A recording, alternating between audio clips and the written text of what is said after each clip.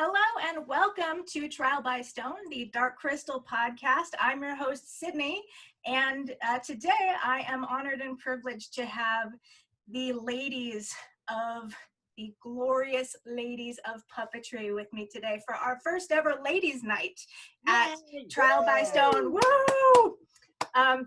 Just gotta say thank you to our three special guests, very, very special today. First of all, we have the legend herself, Louise Gold. Thank you so much for being here. How are you today? Woo!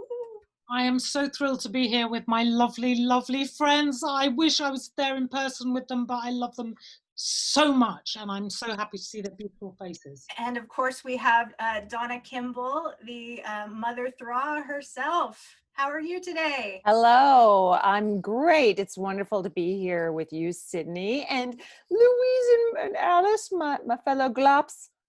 Love you guys. And looking at Louise in her sparkly Christmas cheer. She's just stunning, absolutely sparkling, beautiful. And Alice Dinnean, of course, it's amazing to speak with you again. Alice Dinnean was my first interview ever, and now here we are again, full circle, almost a year later. How are you today, Alice?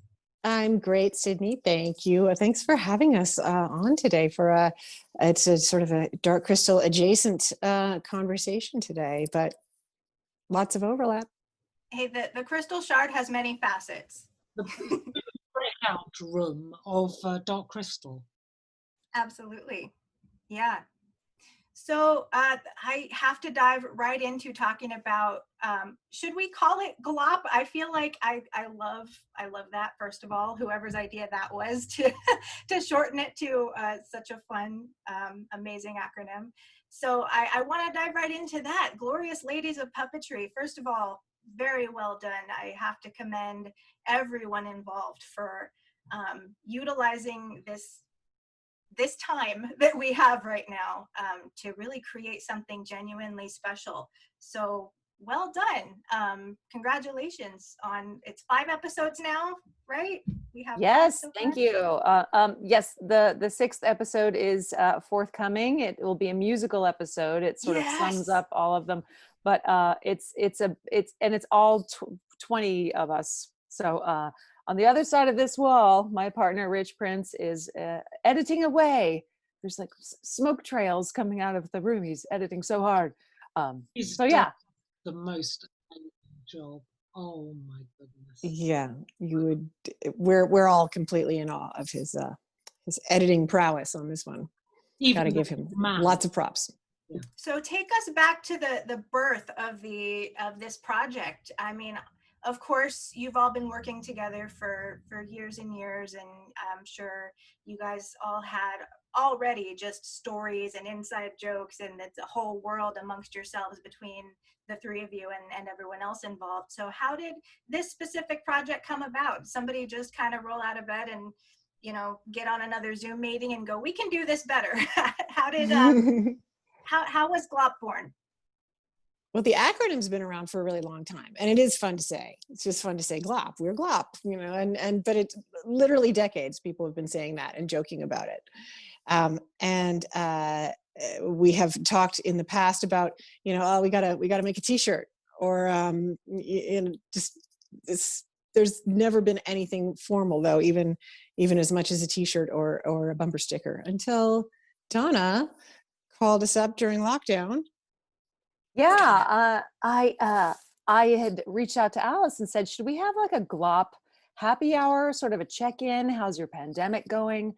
And that didn't happen. We just sort of got busy with other things. And I was recording Fraggle Rock On here at home with a green screen and a ring light and some fill lights and an iPhone 11 shot in 4K. And a separate mic. And so I had the setup here, and a lot of puppeteers were talking about acquiring their own setup at home so everyone could shoot at home. So I knew a lot of people were in that process. And so that was kind of happening at the same time, sort of on a parallel track. And so I'd reached out to Alice about a happy hour, and that didn't happen. And then the racial protests in our country started over the summer, and I I thought, well, maybe we should have a larger conversation about representation and representation of women in puppetry, representation of women of color in puppetry. And then I think Puppeteers of America did that and did it very well. So then, I don't know if you saw, Sydney, there was a version of Princess Bride that was done for Quibi. Oh, With, yes. yeah, with all the celebrities shooting Oh, from yes. home, very low tech. And it was so funny. And I thought, well, what if we shot something? Maybe we could just shoot something if everyone's got their own setup. And so I reached out to Alice and said, what do you think about this? And she thought it was a swell idea. And then I said, I think I want Colleen to write for it. Colleen Smith is began as an improviser, and she's done a ton of Henson shows now. She came in through the Puppet Up workshops, the improv workshops that and shows that Henson does. And I knew Colleen had worked with Louise years ago. There was a game show in England, I think, which I'll let you talk about in a second.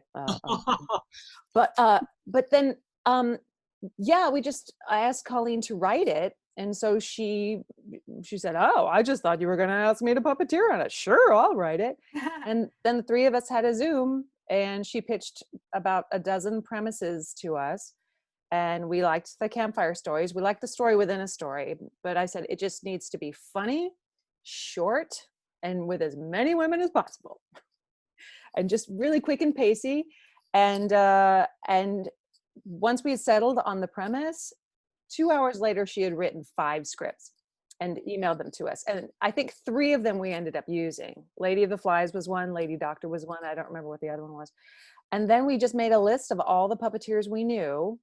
And Colleen said, we have to have Louise Gold. We just have to have her.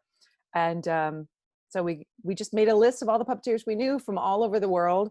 We came up with around 60 and growing. And we went for diversity first. Is that right, Alice? Wouldn't you say? Yeah. I mean, what we didn't want to do was just do it ourselves or with the same people that had been doing everything for a really long time. We said, let's get some newer people in here. Let's give, because we sort of saw it as just kind of an opportunity to stay fresh, to do something on camera. We talked about, doing Zoom workshops and things, which wound up happening on very, very light level, but just kind of bringing more people in and letting it be an opportunity just for community building and just for fun. So there was no point in doing it with the people that we already had, that we'd already worked with over and over. I mean, I think the fun definitely comes across. It's fun to experience through it. And somehow, maybe just because I have the inside knowledge of, having all of these associations with the names that I see on the credits and knowing all the things that everyone has done. But for me, I get a sense of that sort of kinship and that importance as I'm watching it just in these little clips. And it's awesome. I think the world definitely needs things like that right now. It's really cool how you guys struck that balance between giving an important message to the world, like you're talking about community, inclusivity, diversity, but also just reminding everybody like, hey, we can still see the glass half full and take what we have and make something out of it, even during a time like this. So really, really amazing. And Louise, what about you, your experience hopping onto this project? Did you, I'm sure it was terribly exciting for you. I was so thrilled. I love Colleen. We'd done the puppet game show together, which sadly wasn't a triumph, but I loved working with her because, Dark Crystal, again, on Age of Resistance, to work with so many women puppeteers, and you forget how joyous it is. And when Colleen, one of the producers of Puppet Game Show, said, oh, we didn't know how you'd get on with Colleen, another woman. I thought, what? It was joyous to work with her. It was just joyous. She is so funny. She is so lovely. It was a joy. And so to be asked to do this, and part of this, partly I was sitting around doing nothing in lockdown anyway, but to be part of this project, I just want to cry thinking about it because I love these people, and I didn't know a lot of the people, but Pam Arciero I've known for years and years. You know, Alice I only met on Dark Crystal, Donna, so I haven't known them. But I'm just Leslie. You know, these people are amazing, awesome, so and they're really part of this. And then it was so fun because I had Donna and Colleen getting up in the middle of their night to direct me and on Zoom while I was in London from California. You know, what a ridiculous thing. And then to make it look like we're all in the same room and that we were all there having fun together. It's incredible what they achieved. I'm just awe, and I am honoured to be part of it. I'm so honoured. It's just joyous. I have I to think say, it Louise was is, I want to be in the same room with you. yeah. Wow. I'm just sparkling and glowing right now from my soul, from all of the love that's happening right now. I can't. So first of all, it kind of just blew my mind a little bit to hear Donna talk about filming Fraggle Rock from her house with an iPhone. I mean, what an age that we are in right now, that this iconic, legendary show that I could not have had a childhood without, and now it's, you know, being created from the comfort of your home with your phone. So how does working under those kinds of circumstances, I mean, pandemic aside, if we can possibly say that, but just the circumstances of being able to film from your phone, working over Zoom, directing from afar, as opposed to having a director, you know, right in your face with a camera. I mean, how has it compared to everything else for each of you? I mean, is it comparable to anything that's happened up until this point, or is it really just a whole new world of creation that you're kind of figuring out as you go? Well, people have their areas of expertise for a reason. You know, there are camera operators and sound people and lighting people, and you know, it's hard to. I mean, I was never quite in a position of having to do all of those things for myself the way that Donna was, because I just went over to Donna's house, shot there, with lots of masks on, and we were very. that's right. We But created a separate room. My daughter was away at school at that time, and so we created like a separate entrance, their own bathroom, and we cleaned and sterilized it, and then we Zoomed from the other room. So we created a contactless shooting space if people didn't have their own stuff or didn't want to bother with it. So, little aside yeah. there. Go ahead, So Alice. Sorry to interrupt. No, it's not. But I know that not only for this project and for Fraggle Rock, but for several other things that are happening concurrently, stuff for Sesame Street and Muppets and so on. They're all shooting in their homes, and they've all got puppets being shipped back and forth across the country, and costumes and this and that. And so people are really making a good effort in doing it. I don't think it's, you know, it's not ideal. But at the same time, it was sometimes when you're very, very constrained, it can spark some creativity. So that without all the constraints, I don't think we would have done this, right? So I'm not sorry that that had to be done that way. But it's not. No, I mean, we're not all going to switch to doing this way forever. It's great being back on a set. I'm at the moment doing, as an actress, a self-tape course, and I think for puppeteers, I'm doing it with actors, but we're very used to framing ourselves. We kind of direct, because we work with a monitor, we're used to making pictures. That wasn't necessarily helpful for GLOP, because of the green screen thing, Rich was going to be moving us all, so that was harder to tell, because we're used to seeing the frame and going, okay, that picture looks better if I'm slightly over, and there's another, I can see how that works. So we always direct ourselves to a degree that actors don't normally. Right, we're always composing. We're always composing the frame. So yeah, and adjusting our composition, adjusting our eye lines for something like GLOP. It was different for Fraggle Rock Rock On. all the characters were all facing camera and communicating that way. In GLOP, they were in the same space together. So they actually physically interacted. I think if you saw some of the episodes, we have characters that slap one another, characters that almost kiss one another. And they were sometimes on different continents. So in a way, I feel like technically we might have achieved something that puppets, one of the rare things that puppets can do better than people can do, which is appear to be shot separately and then be put together. Because, you know, a puppet eye line is a little more forgiving than, of course, a human eye line.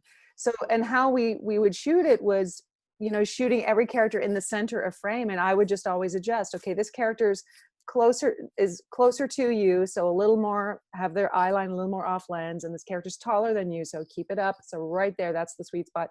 Stay right there. So that's where that character is, and this character's on this side of you. And so it was a lot of moving parts. It was really helpful to storyboard in advance to keep it all straight, but it really was kind of just lived in my head. I'm so in awe of what you did, Donna. To know how that would all fit together, Donna storyboarded the whole thing, all of them, using her daughter's toys. And she set them all up, their relative positions, and then photographed them where she wanted the angles to be. And so you could get the overs and the cross shots. There were never, ever was there more than one puppet shot at a time. Not once. Yeah, I don't draw. I started to draw and I was like, this is gonna take forever. So I thought, okay, and I just started looking around at what I had. And we have some Chicken Run plush, which I got for her when she was 5.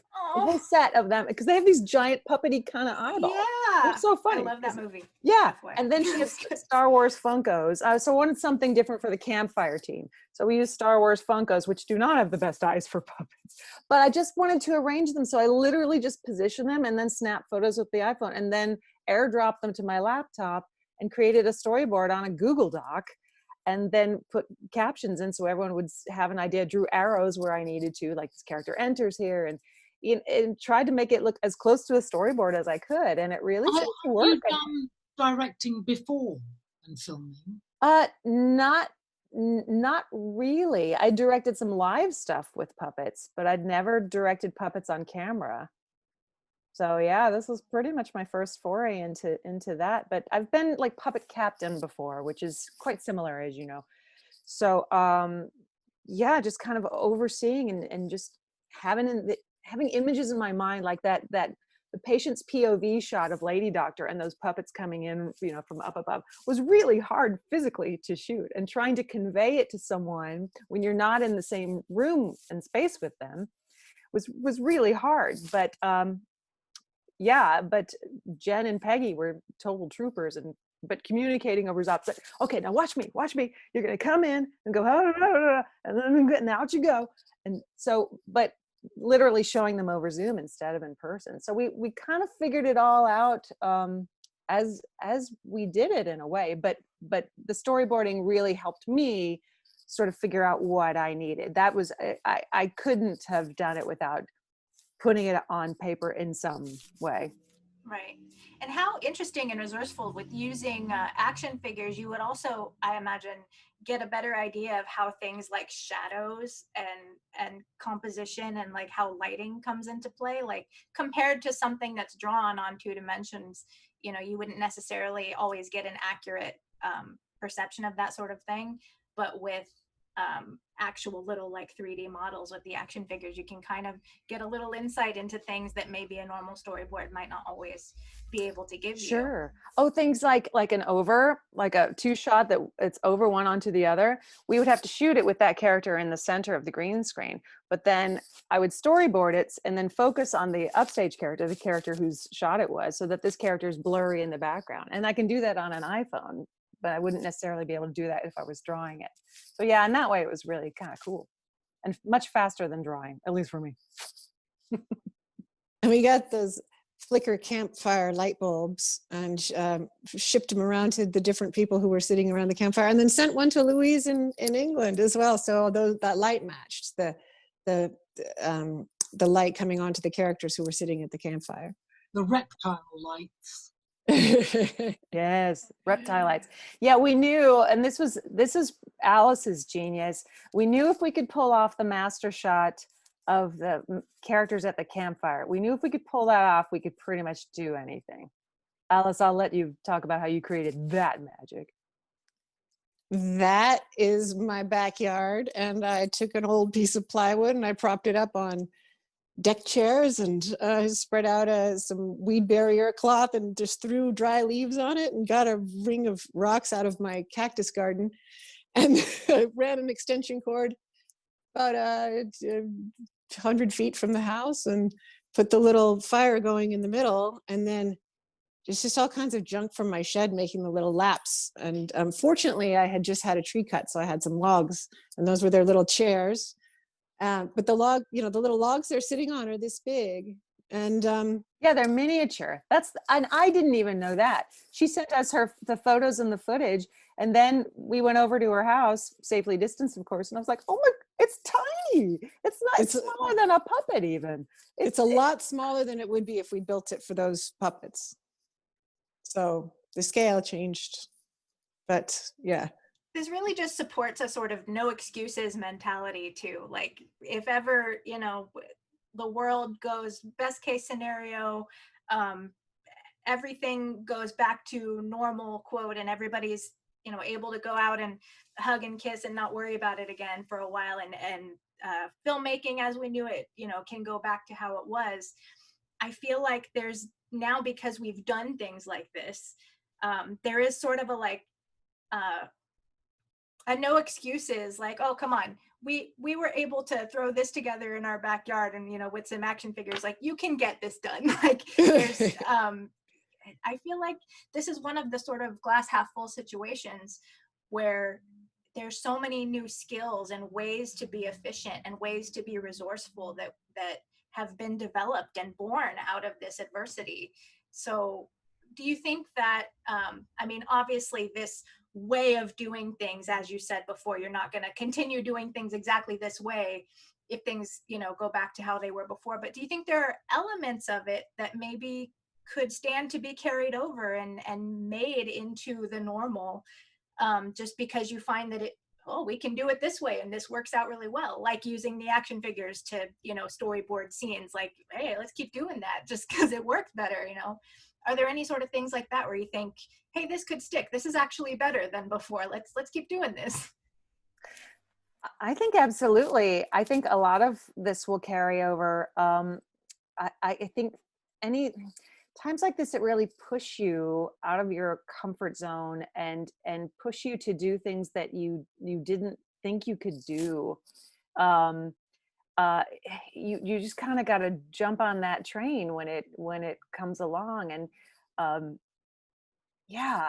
lot of this was really hard to do, but it was always joyous and it was always thrilling to do, and still is, because we're still working on it. But yeah, and I think certainly in terms of puppetry, we wanted girls to see this show and be inspired to do their own puppet shows at home. And any kid with one of these devices can do what we did, basically, or at least some sort of form of it. So that's really what we wanted to do. And I think inspiring people at home to create their own content, sure, but also I think it's a less expensive way to shoot puppet shows. So yeah, this might stick in terms of that. And if it creates more work for all of us, wonderful. And that's sort of the ultimate goal, isn't it?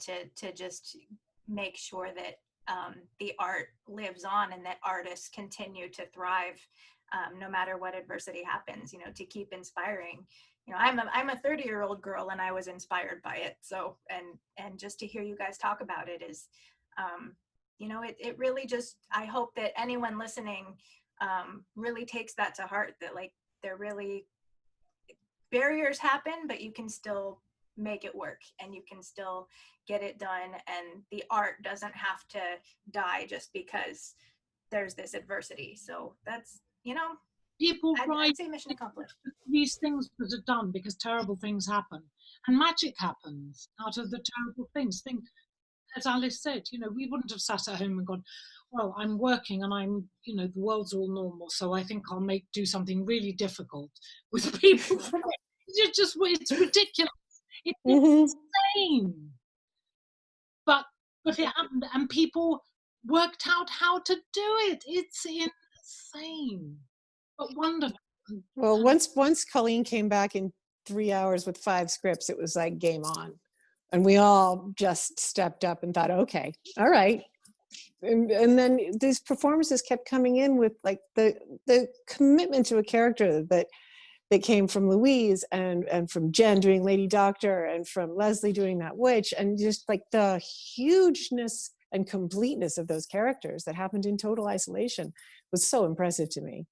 Yes, and also the team spirit of the women who had one line in a big, Christine Papalexis has a decades-long career. Michelle Zamora owns her own company. I mean, all of these women who heard what we were doing and they were just all in. And everyone we asked said yes, and the only people who turned us down had other commitments.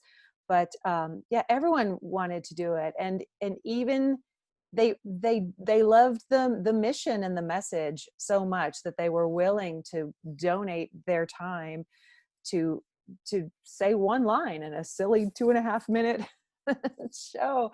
So that spirit was really wonderful. Did you guys go like episode by episode in terms of creating them, or would you do like bits and pieces from different episodes because everybody was sort of working on different things at different times, so it depended on what you had available? Or was it sort of more traditional where it's like, we're working on episode 1 now, so do you just focus on that and then episode 2? Or was it more of a piecemeal situation? I can already see in your face, you're like, no, it was a mess. What happened? That would have been great, but no. Well, we really had to work within everyone's schedules, because even with the lockdown, people had schedules, of course. So we had, I think we had 19 shoot days, and they were all in a row, sequentially, 19 full days of shooting, and we blocked it out. And so most people who had played in just one episode, their shoot day was a couple of hours.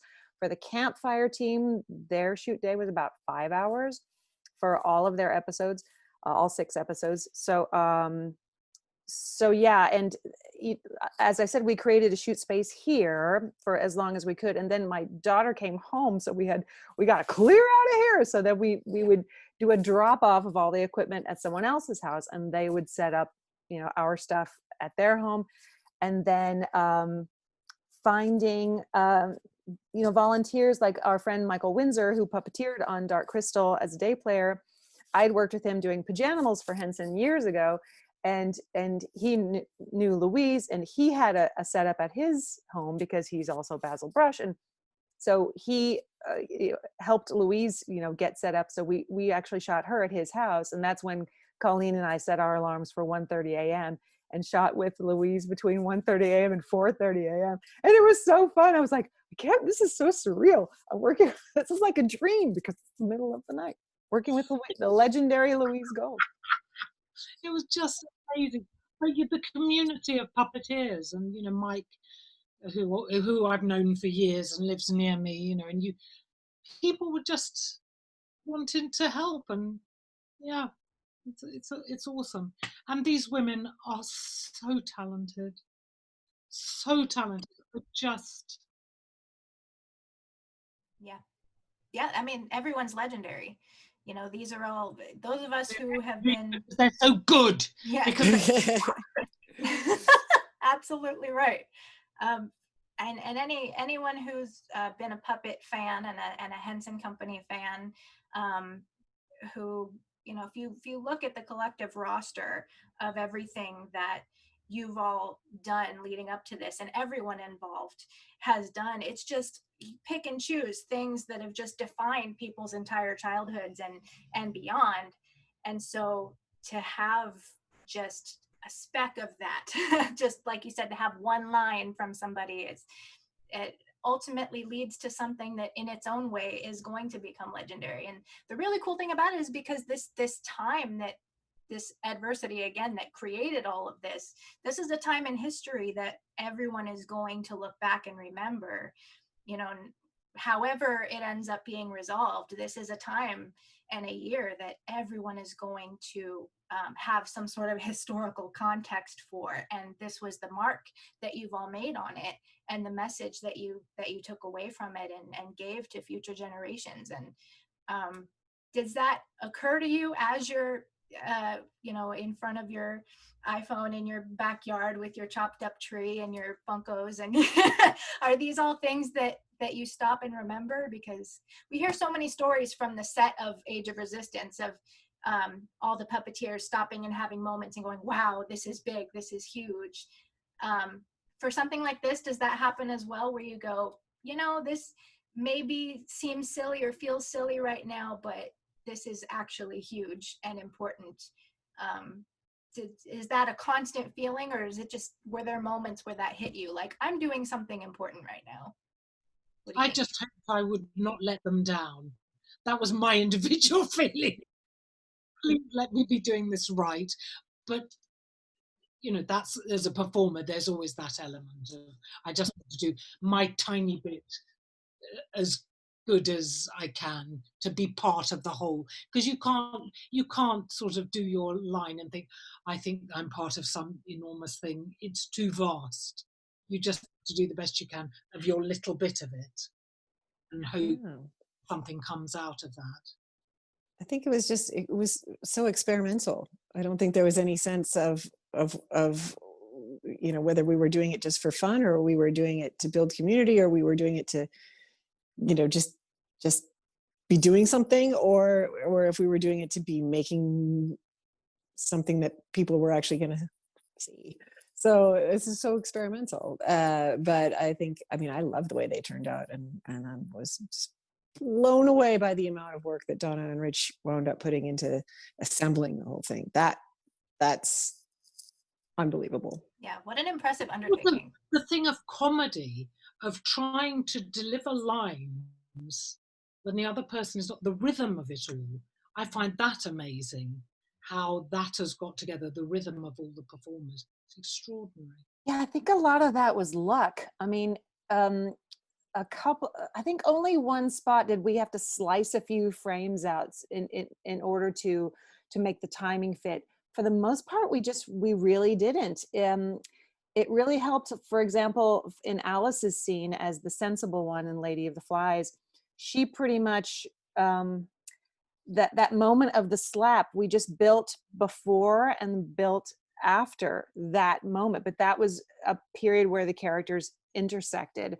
And so timing wise, I just had a, you know, sense of timing. We shot Alice first, luckily, of those, and we're able to, I think we didn't even use your playback, Alice. I think I just had listened to you so much that I read in as your rhythm and then allowed for a little bit of zoom delay. So I think I just pushed it a little bit, and yeah, just built in the before and after. I'm not, it just, a lot of it was luck too. I think it was so crazy. And I look back but I felt the same way, even though I you know, kind of had a larger role in GLOP to play. I felt the same way as Louise, and I just didn't want to let people down.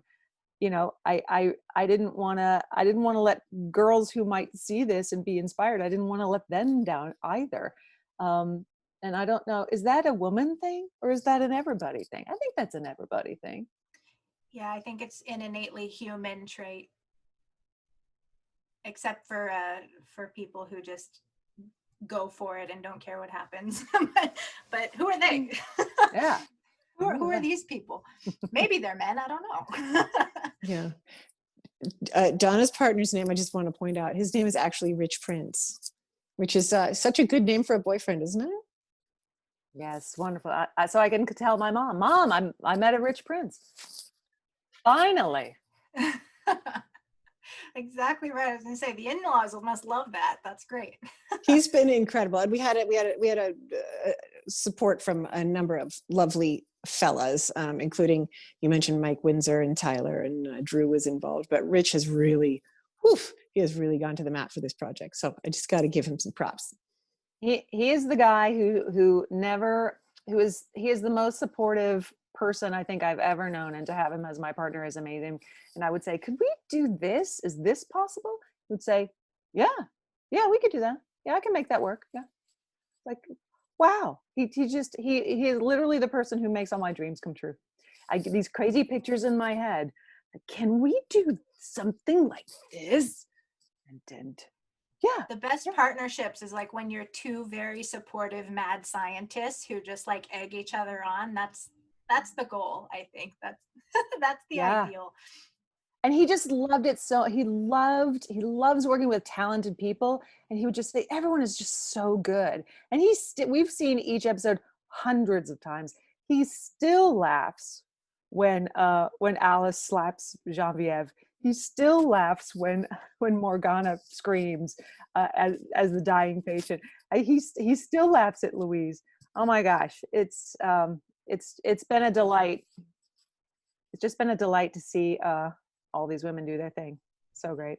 And these characters that you guys have created here, did much time before you just started filming it go into like developing the characters at all, or was it just like with everything else very experimental? You got in there, got your hand in the puppet, and what came out, and that's what went with it? Or were these like, was there any time and effort put in ahead of time, like, no, but we really want Madam Lady Friend to be this way? Or was every aspect of it experimental, or were these characters, was there inspiration behind them ahead of time, that sort of thing?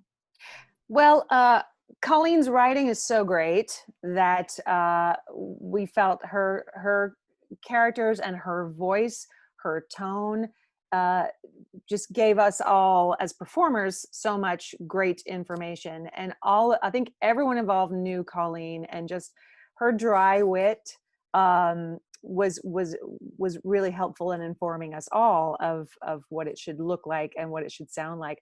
We all felt like, with a few exceptions, that our own voices were the funniest way to convey this kind of material. And then Louise put an interesting spin on Miss Lady Friend with her being Irish. And so that was fun and surprising. But pulled also, that out of the hat. the puppets all had to audition. We had to take pictures of any puppets we had to send in for the casting process. My puppet was so nervous. Yeah, just like quivering. Yeah, we literally we asked everyone to send in photos of any puppets that they had, and then we would kind of choose what we thought would work in combinations of puppets and such. And then we mailed little wardrobes to people like Louise. I did send a puppet that I had to Jen Barnhart, who played Lady Doctor, so that's actually my puppet, so I mailed it to her in Philadelphia. But for the most part, we all used what we had. But I like that style. To me, it's very Muppet style, where it's a combination of human characters, animal characters, and monster characters. And that's pretty much exactly what we had. But we've actually gotten a lot of support where puppet companies have offered us the use of their puppets for next time. Hang on. Wait. Next time? Yes. We'll finish this time, and then we'll do next time. Yes. I'm sorry. Let's just have half an hour of Louise Gold freaking out. I love it. Yeah, let's just make one of those little loops about that. Love it. Yeah, that's, wow, what a bunch of huge announcements you just dropped on us right there. No pressure on me at all. So that was actually going to be what I asked next about, from here, is this story, this set of characters, do you think it's, was there a plan for it to continue to a certain point? Was it just kind of, we'll get this much done and then see what happens? Or is it going to be sort of like more of an anthology thing where like every few episodes, suddenly it's going to be a different set of stories?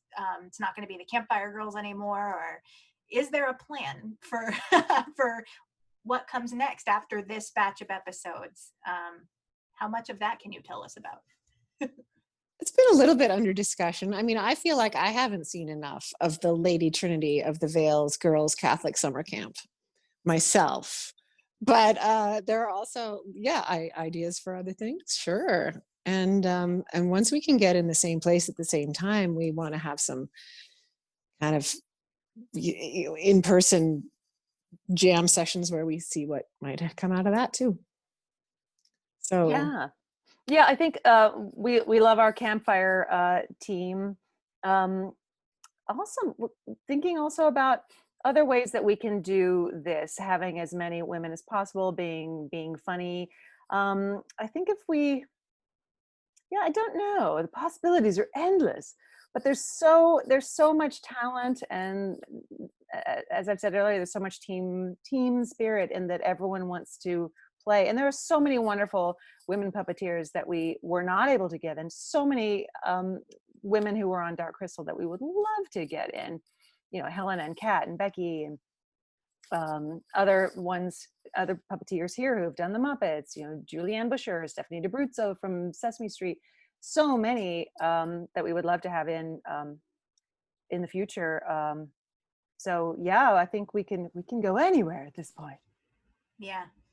What a big, awesome experiment this is. And we really are, in a way, all just kind of figuring out the best way to be our own mad scientists during this time, and to be able to just to make the best of what we have, and say, hey, what do I have in my backyard right now, and what can I do with my iPhone? And if I can make Fraggle Rock on an iPhone, man, I can do anything. So I mean, truly, without the pandemic, this idea I don't think would ever have occurred. We had talked about, wouldn't it be cool to have a female driven puppet sketch show.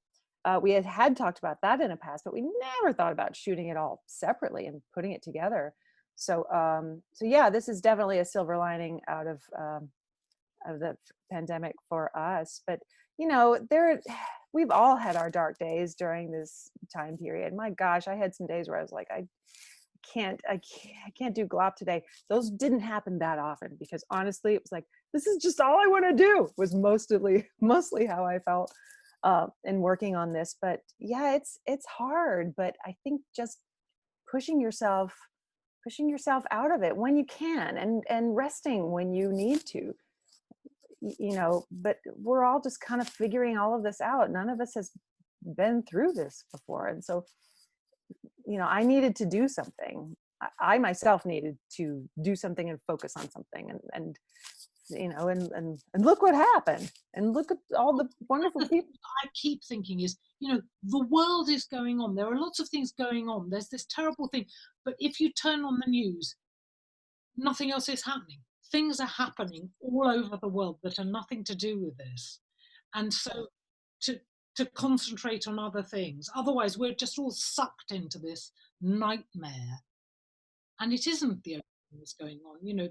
The same bad things are going on, and the same good things are going on all over the world. And we need to remember that and hang on. And this is one of our good things that we can have. It really is. That's one of the ways that it's inspiring. It shows that, yes, it can be very overwhelming, all of the negativity that we're constantly being oversaturated with. Just like you said, when you turn on the news, it's like they want us to just dwell in it. And this is a way to sort of embrace gratitude where possible, which is very just, I have found to be one of the most important takeaways that anyone struggling during this time should have right now, is embracing any moments of gratitude. And you said silver linings, glass half full, and that's not as a way of ignoring what's happening or detaching from it necessarily, because you're acknowledging, yes, this is the state of things, but there are seeds that can be planted out of it, and that's really cool. And I think one of the ways that that's reflected in these stories is that they're not stories about the pandemic. These aren't girls sitting around the campfire talking about, they're not wearing masks and, talking about how they're dealing with what's happening in the world right now, because at the end of the day, the rest of eternity isn't going to be 2020.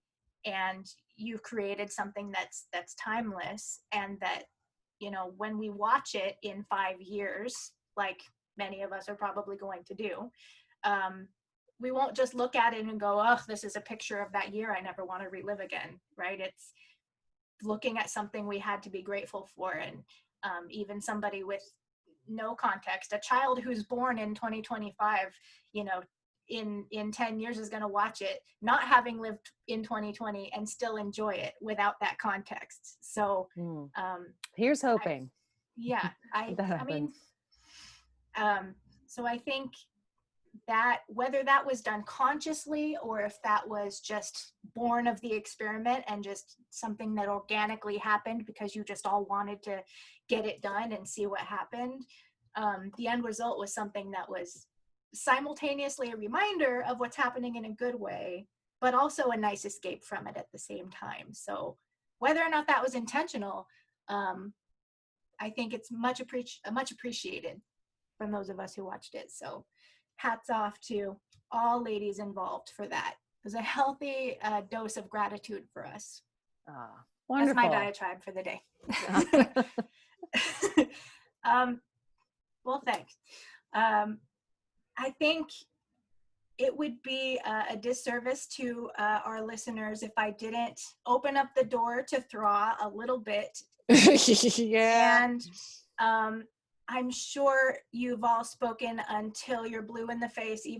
All of you have been on the podcast before talking about the Dark Crystal and your experiences with it before. But as I mentioned previously, my favorite types of discussions to listen to, just as a fan, are those where the people involved just kind of relive the experiences that they shared together and share the little moments that they're always going to remember. So is there a memory or a moment from your experience working on Age of Resistance or engaging with fans since Age of Resistance has come out that maybe you haven't gotten the chance to talk about yet, that is just a nice little, what's your pinch of gratitude for your experience? Let's go with that theme of gratitude. What are we all grateful for in terms of Age of Resistance and your experience with it, and now that I am so grateful the people I work with. I don't know, I think I may have mentioned this before, but one of the moments that stuck in my mind was when we were doing the battle scene and I was helping Alice, just being a hand, I think, and we were getting Brea's armor on, and it was, or was it Mordred? Well, it was I was helping you get dressed, and I just thought, I love this so much. I am a hand and I'm just helping to make this look like a real thing with these wonderful people. The smallness of it and the beauty of it, of making something like that happen. And it's such a collaborative, I love the collaborative thing of it, of that there are 2, 3, 4 of you all combined to get this puppet looking like it is putting armor on, that it can't do, that is ridiculous again, and that you're doing, and I love that so much. It's just so beautiful, such a beautiful thing to be part of it. It really became a cohesive team where we were just seamlessly moving from, being a principal performer to then like doing somebody's little finger in one scene, and then back to like getting to act a whole like big death scene, to going back to moving a book for someone else. And it was just so wonderful the way we were able to move back and forth in those roles, and all of it was intense and wonderful and fun and special and important and meaningful. And yeah, so I concur. And I'm also grateful to tie the two things together, to how many wonderful female characters there were, and how many parts and how much how much there was to just sink your teeth into. All three of us got to do wonderful character work on that. And that's something that well, I know it means a lot to Lisa and Hallie, but you know, it had meant a lot to you know, Will and Jeff and everyone who was involved in creating it. Was let's make all of these characters amazing, and it gave us some opportunities that we you know haven't had in a long time, and it was wonderful, and I'm very grateful for those wonderful characters, and then for the people with whom we got to all bring them to life. So. Yeah. And I, for myself, visiting the set, which is before I got the job, as I've said on the podcast before, and stepping into that world and meeting the puppeteers, seeing the process, seeing the vastness of just the production itself. It was so huge. And meeting Louise, that's when I met you, Louise, because I knew of you, of course, and you, we were walking to the second stage, and you put your arm in mine and said, "Donna, walk with me for a moment." I was like, "Oh, Louise Gold wants me to walk with her too." "Donna, so I've heard of you, but you're, I know you've worked with Henson, but what else have you done?" It's like, "Oh, you want my CV?" She goes, yes, please give me your CV. That's such a good Louise. You sound just like her. "I'll give you anything, Louise Gold. You get anything from me, anything." I But don't think I approved your CV. I don't think I approved. She put a little stamp on it, like. but visiting the set, and you know, I had, and being so jealous of the puppeteers who were there, and just wanting to jump in so badly at that podling in the bar scene with the day of the McFlurry and the kissy face lady that you did, Louise.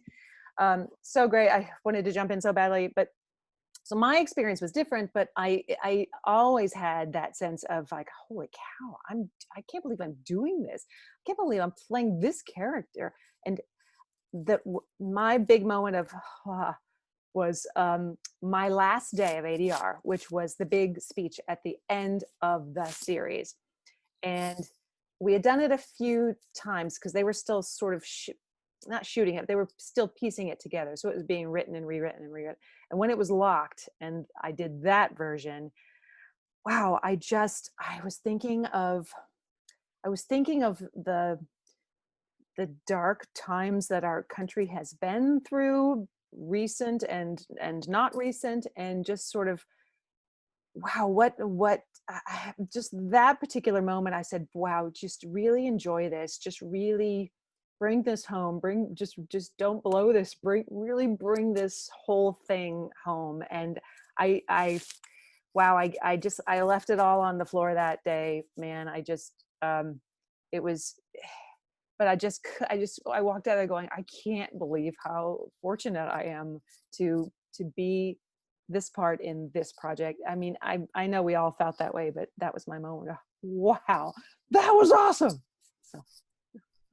I mean, I'm still having that moment kind of right now because this is sort of my way of being a part of that Dark Crystal legacy and the Henson legacy is, but you know, through these interactions I have with those who lived it, and it's just to experience it even secondhand is really just like being a part of something immense, and also just in a personal way as well, just because I was, you know, a little girl who have been watching the original Dark Crystal film since I was 4 and worshiping Kira since I could walk. Just, she was the princess, you know, where, you know, a lot of little girls worship the Disney princesses. And while I did love my share of Disney princesses, Kira was my princess. But she was kind of, in the original film, the only female point of view and voice as a hero in the original film, other than, you know, this figure of Agra being the mother earth, right? But we wanted to be Kira, and we wanted to have an Agra in our life. So through Age of Resistance, and then also just the industry of puppetry now having so many amazing women in it, it's just like that evolution as an inspiration to the little girls who just held on to Kira and Agra And now that world is just so much more immense, and Age of Resistance has so many more, you know, iconic madras, queens for us to look up to. And then Right. expanded on Agra. We are so much closer to Agra now through Age of Resistance and through your performance. It's Well, and I big hats off to Henson for really making sure that, you know, so many puppeteers were women and that so many characters were women. And you know, they've all as individuals been so supportive of our GLOP project as well. I mean, they walk the walk. They really creating women characters who have important things to say that are not necessarily about men. And you know, no offense to any dudes out there, but you know, I think it's not accidental that none of the GLOP scripts are about men. There's no reference to a man at all, but you don't even really notice. It's not anti-man. We're just talking about other stuff. You know, none of us is the girlfriend or the wife, you know, and each of us has played the girlfriend or the wife at some point. And each of us has been the token woman on a puppet show before. So, but not on Dark Crystal, and certainly not on GLOP. So big hats off to the people who make those decisions and make those things happen. yeah. It's also pretty cool to consider that the overall message of Age of Resistance is very heavily reflected in what you're doing now. We've had our darkening, so to speak, and we've, you know, risen, and you have created, you've stepped out like baby Deet coming out of the tree, and the sunlight hurts and you gotta, you know, wear your blindfold for a couple of minutes, but you adjust and your eyesight adjusts and you create something beautiful and bring hope, you know, for beyond the darkening. So in a way, in many ways, I feel that this new little series that you've all birthed is very heavily tied to the theme of the Dark Crystal and the entire message of it. And just maybe that wasn't something that occurred to you as you were creating it, but it is highly relevant, and very, those of us who are Dark Crystal maniacs definitely picked up on that.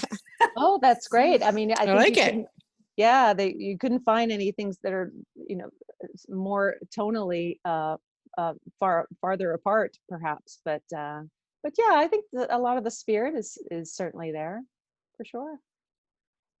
Definitely. I mean, I have to say, it has been an absolute honor and a privilege to get a little insight to what it's like to truly be a glorious lady of puppetry. And just, if there's any other glorious ladies out there that you would like to take the opportunity to shout out and, you know, give some credit to, please do. Let's celebrate together. So many. Did we mention Angela, the composer? We didn't talk about her. Oh my gosh. Oh, I worked with many composers in Los Angeles and had never worked with a woman composer before. So I reached out to a composer who's a good friend I've worked with on many Henson shows, and he said, I know just the perfect person, Angela Parrish. She's amazing. She's an amazing songwriter. She's an amazing singer. She's the voice of the lady in the yellow dress at the beginning of La La Land. Right. So she's just such an incredible artist, and she was so fun and so surprising. She created everything from jazz to creepy, scary music to cool Celtic island music and our cool theme song. And she's so thoughtful in all the music that she created. She's just been just an absolute delight to work with. Amazing. That's awesome.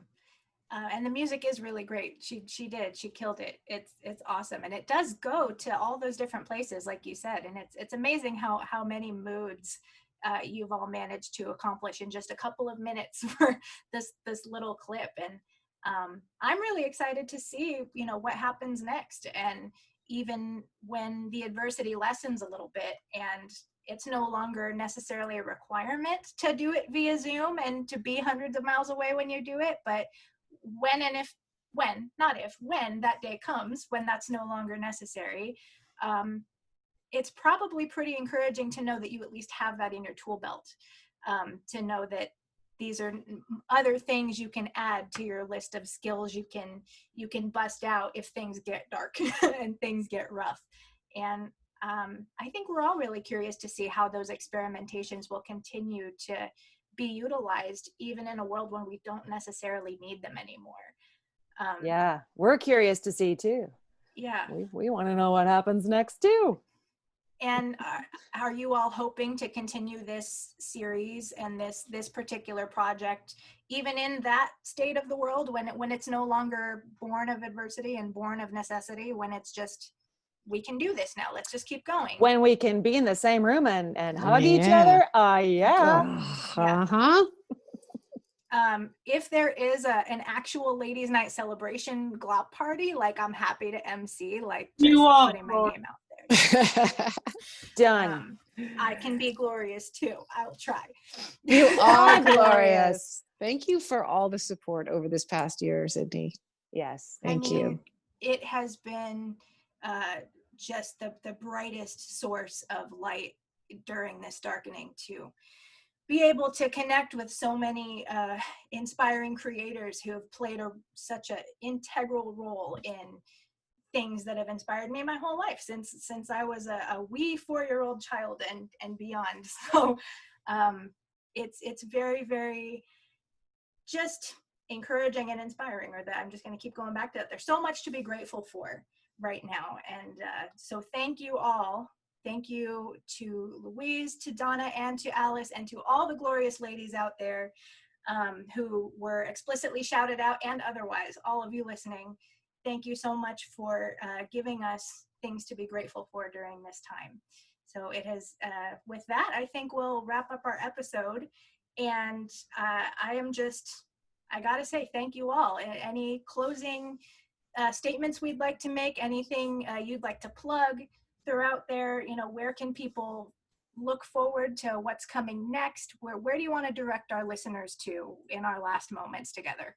I'd like to say thank you, because when we did the Dark Crystal convention, just before all this happened, it was so humbling to see what it meant to people and the art they had made inspired by it. So it's like passing the flame on to people who are inspired and make their own art. And that, I would like to salute that and say, carry on and go forward with it, with anything you were inspired with from GLOP or Dark Crystal.